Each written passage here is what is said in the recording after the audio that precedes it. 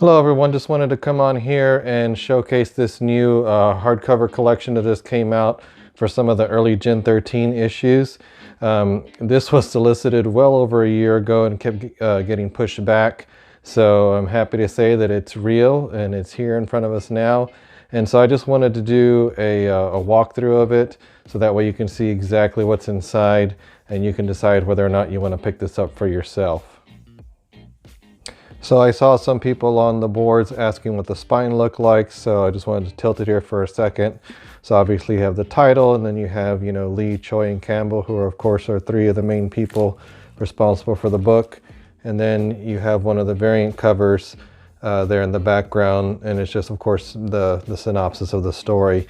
According to the back, which of course we're going to look inside in a second, it claims to have the original miniseries, Gen 13 half, and then issues 0 to 5 of the ongoing series, and some pinup pages from the Wildstorm Universe source book. So we'll see if that's all there's in there, if there's anything else.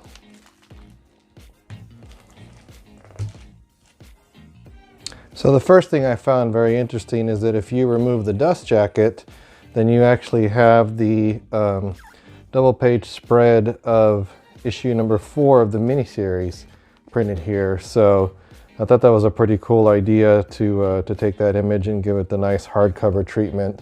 It definitely, to me, encompasses what the miniseries was about. It's great also to see Pitt there. Haven't seen him in years. So let's take a look inside here. All right, so from my point of view, this is backwards. So bear with me as I try to think backwards. You hear that nice new creak from never being opened before. So I don't know about you guys, but this is definitely one of my favorite Wildstorm books. Here's issue 1. Now, I missed out on issue 1 when it first debuted all those years ago. By the time I got around to discovering it, it was super expensive, and so I actually didn't get a chance to check it out until issue 2 was on the stands. And I have a very distinct memory of issue 2 on the stands. It's just one of those things stuck in my mind. I remember it was up and to the left. There's that famous scene there with the busting out of the clothes. But there it is, that's the one. At first it was, of course, the art that caught my eye. It had a, J. Scott Campbell back then, I don't know if he was trying to emulate Jim Lee, but to me it had more of a Jim Lee feel back then. And of course later, he definitely developed a style of his own.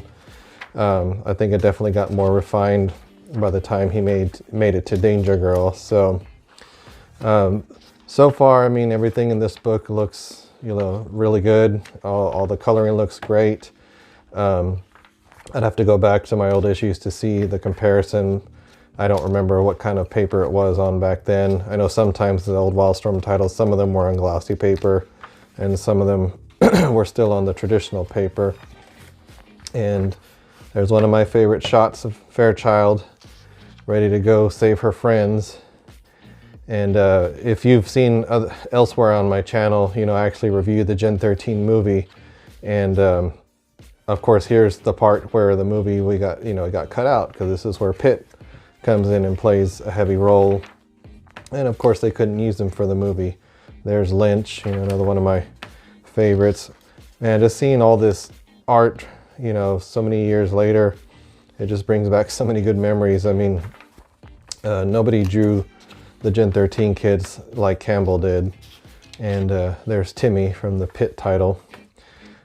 We used to joke that Pitt translated to guest appearance, because he just kind of seemed to always pop up. But here I liked it because it gave Fairchild someone of equal strength to fight and to showcase both characters and what they could do. So if you saw my review, I thought this was funny here, how they're clearly naked in this scene in the book, but in the movie they are semi-clothed, even though there's that famous or infamous shower scene in the movie as well. But here's that cover we were looking at on the outside of the hardcover.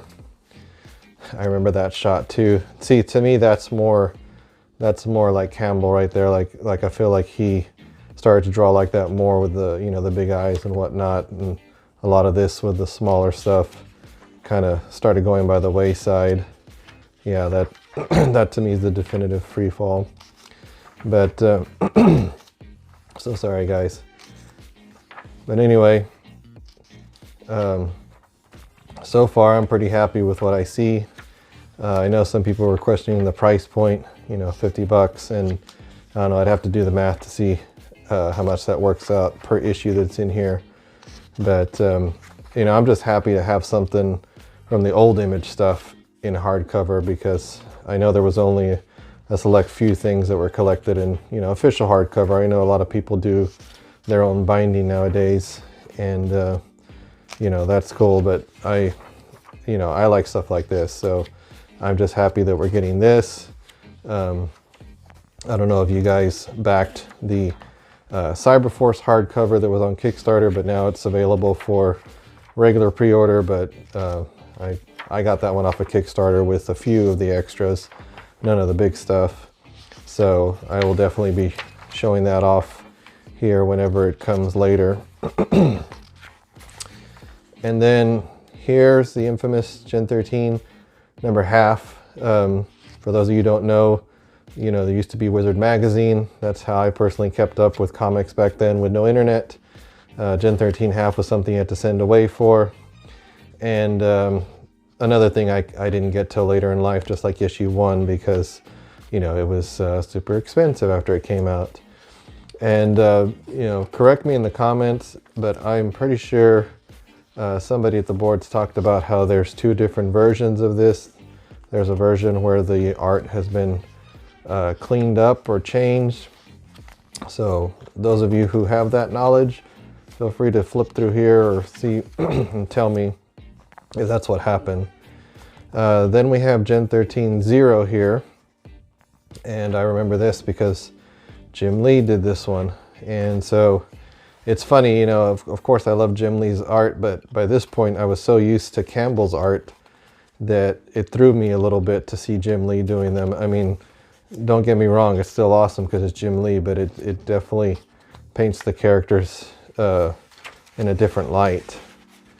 And okay, so see, here's where I'm starting to get a little lost. Like what, oh, I guess this is a, and it's been so long since I flipped through my personal issue. Okay, yeah, because here's the Campbell one. God, I just love the way he did.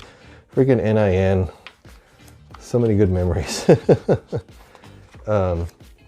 Yeah, because that's right. Different people did different stories in 0. Yes, this has got to be Travis Charest, right? Sure looks like him. This probably is him. But what else we got here? Oh yeah, we got the epilogue here. Oh yeah, when they moved to La Jolla, California. Oh yeah, here's where we get into the to the regular series. Yep, I remember the opening, the Mortal Kombat opening, which, you know, was a staple of the 90s, so it was pretty perfect to open up with that. I always love little things like that, you know, grunge cracking the panel. And oh yeah, there was always lots of fun stuff with Rainmaker.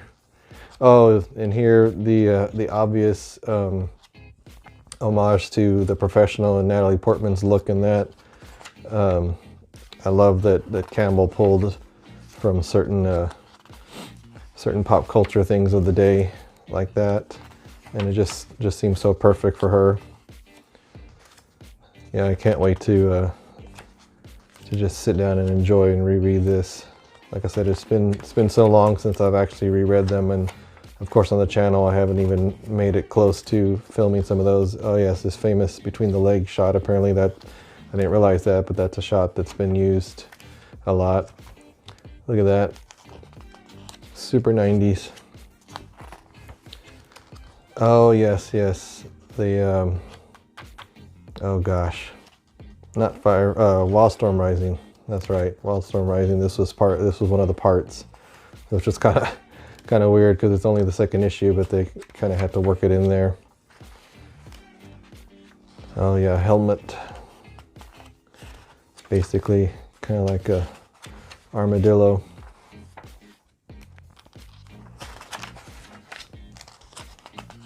Yeah, any excuse to keep Caitlin in the least amount of clothes as possible. Oh yes, I love this. This is when it really started getting fun for me. I mean, to me, that's just like fun. Just looks like a fun adventure, right? You know, anytime you deal with, you know, something with a jungle, it just reminds me of like old Hollywood movies, you know. So I know that with this one, oh yeah, Keylock, forgot about him. That's awesome. I love that. Obviously inspired by Indiana Jones. Oh yes. Of course. Of course. She's got to. This was a must. I feel like it was in every script that Fairchild has to end up that way. Oh yes. The pirate cover. You can tell that the Campbell's obviously heavily inspired by cartoons just because of the situations he puts his characters in. Oh yeah, the Coat of Warriors. Oh man, I can't remember that guy's name, but he reminds me of somebody that ended up in Danger Girl. I think his name was Donovan. There's good old Lynch. Oh man, that's beautiful. So cool. That would have made a nice statue. And there you go.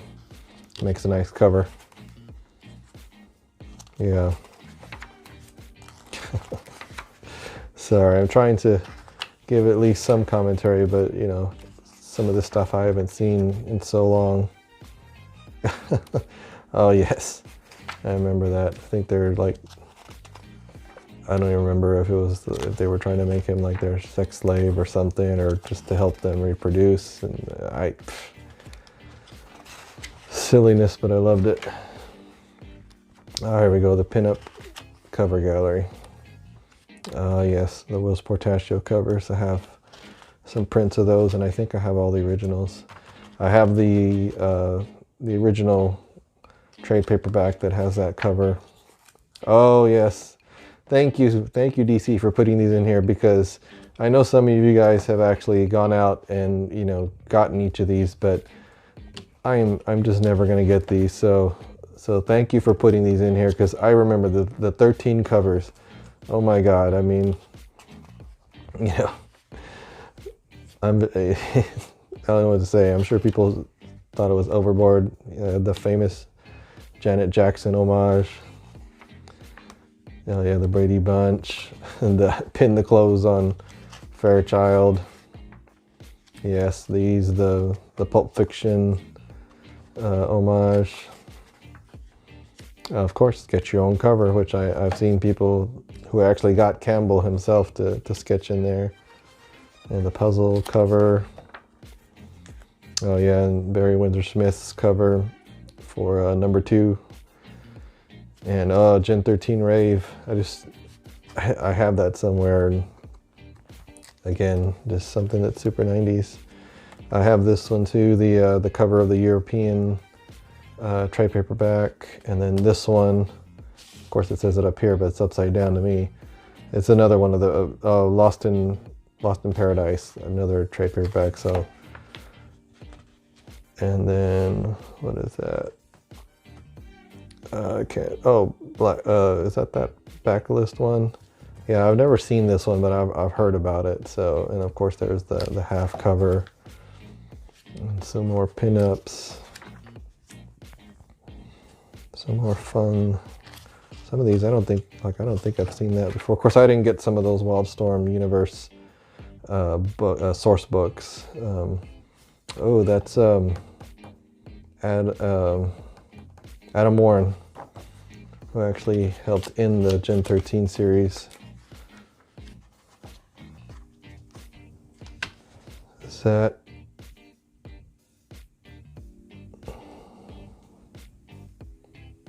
Yeah, art by Tom.